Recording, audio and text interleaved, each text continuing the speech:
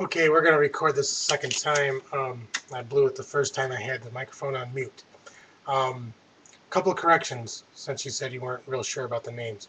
It's the Bravado Brothers, Bravado, not Bravo Brothers. It's Prince Nana was the manager you were looking for. Um, he that whole thing with the fans, I think that was a work. They were sitting in two seats that weren't marked. Now, all the other seats are marked, but there was two seats that were in a corner by themselves and weren't marked. And they weren't saying anything bad. They were just chanting loudly. So I think it was just a way to make him look like a mean guy who would just out of nowhere throw water into a fan's face and then slap him.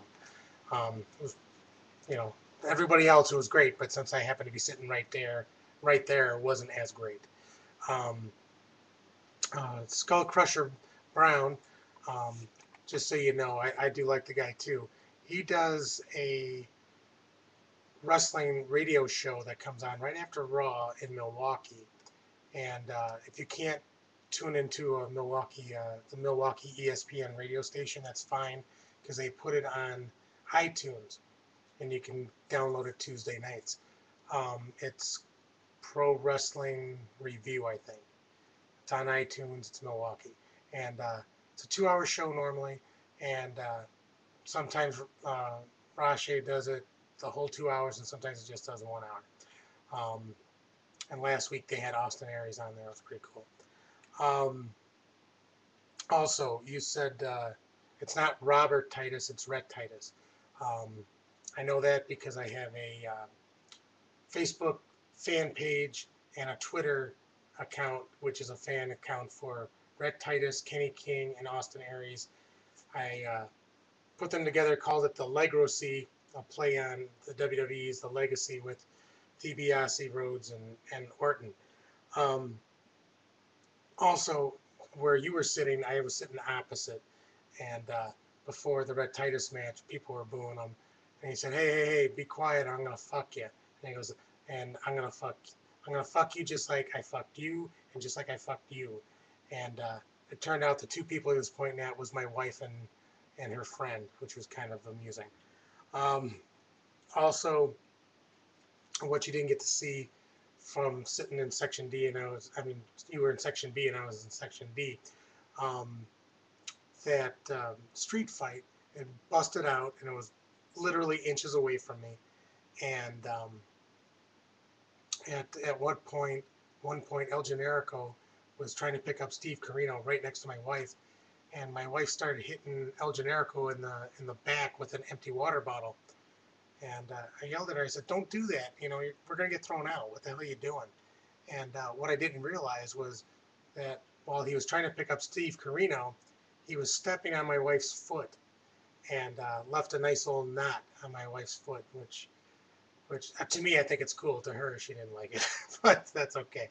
Um, Also, Kevin Steen you forgot to say Kevin Steen set up a table and then put another table on top of that table, and so you knew some shit was going to happen with that. And sure enough, he ended up going through both tables.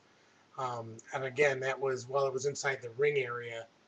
Um, that was about 6 inches away from me. That was insane. Um, Also, during that street fight, Carino pulled out a Coors Light bottle and busted it open and carved up Colt Cabana's face with it, or just his forehead.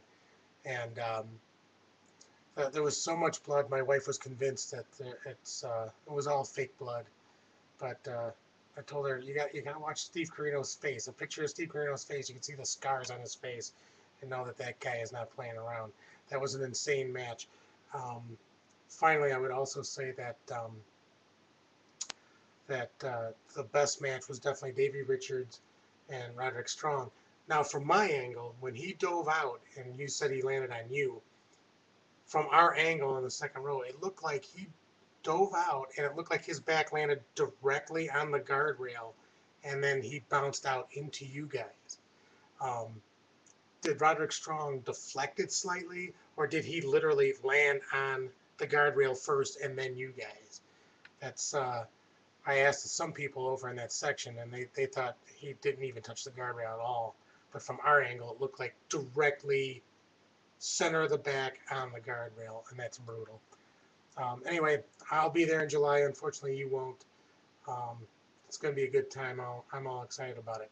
Another thing you should do is when you go back to the ROH, you should check their website because they will advertise um, postcard parties. And you can go to the postcard parties, and those are fun. All right, take care.